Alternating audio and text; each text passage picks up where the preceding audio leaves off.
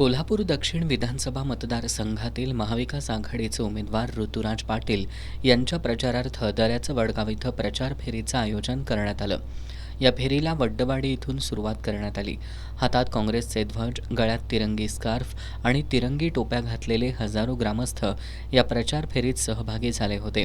गेल्या वेळीप्रमाणे यावेळीही मोठं मताधिक्य देऊन आपल्याला सेवा करण्याची संधी द्या असं आवाहन ग्रामस्थांना आमदार ऋतुराज पाटील यांनी केलं.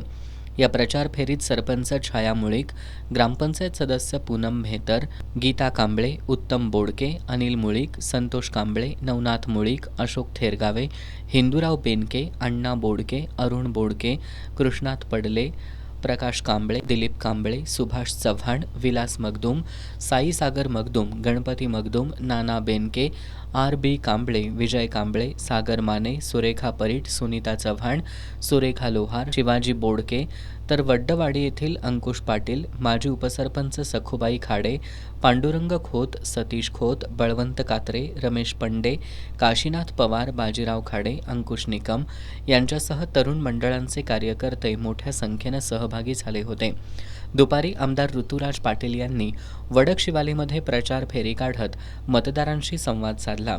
हलगीच्या कडकडाटात निघालेल्या या प्रचार फेरीत हजारो ग्रामस्थ सहभागी झाले होते.